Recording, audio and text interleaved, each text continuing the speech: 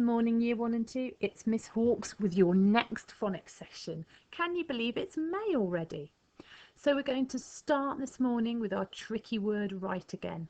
I've got 2 words for you to choose from. You might want to challenge yourself and practice both of these words. The first one is there, and this is the sort of there that we would use in a sentence like that's their car or that's their cat. The belonging to there, not the over there. The tricky part of this word is the E-I-R trigraph making an air sound. That's quite unusual. The second word that you can choose today is called. I called you on the telephone. I called your name over the fence.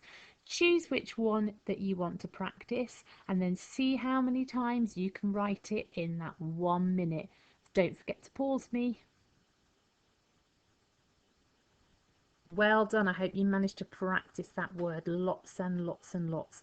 Remember, every time you try and write it from now, make sure you use the correct spelling. So today we're looking at a different phoneme. We're looking at the phoneme. The picture action that goes with this one is the inflatable fish deflating and losing all of its air. So some of you will remember your hands coming together for that action as if it's squashing the inflatable toy. So we're going to think about the different graphemes that we can use to spell that sound. I'll give you a clue. There are 3. So if you've got a pen and paper there, try and write down all 3 graphemes for the sound. I'm going to start off with a silly sentence that contains all of those graphemes. So if you haven't got them written down already, have a look and see if you can magpie them from my sentence. You might want to pause me and read it for yourself, or listen out and see how many times you can hear that sound. Off we go.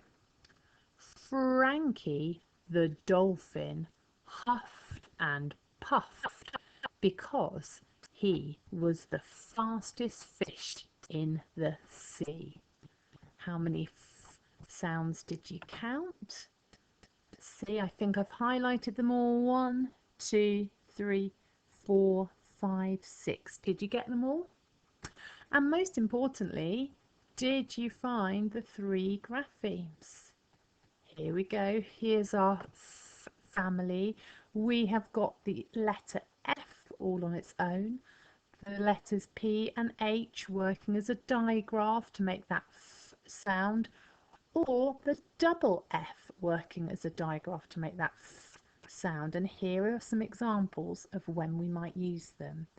Fish, F-ish, fish uses that letter F on its own. Photograph, F-O-T-O-R-A-F, uses the PH digraph, and off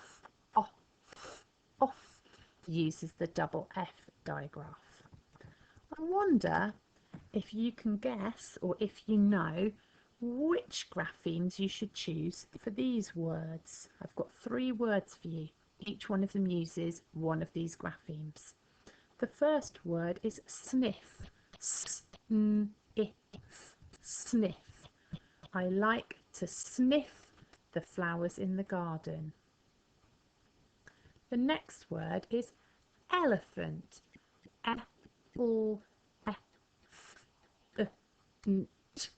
Elephant. And the last word is wife.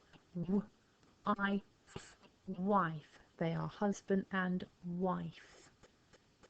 Remember, you can pause me, rewind me, listen to those words again. Which grapheme are you going to choose for each one? Let's see, did you get it right? Sniff, wife, elephant. I wonder if there are any patterns about when we use each of those graphemes. Remember, in the English language we don't have rules because they always get broken. There are always words that are exceptions, but we do sometimes find patterns. I notice that the double F grapheme is at the end of this word, sniff. sniff. I wonder if that's always the case.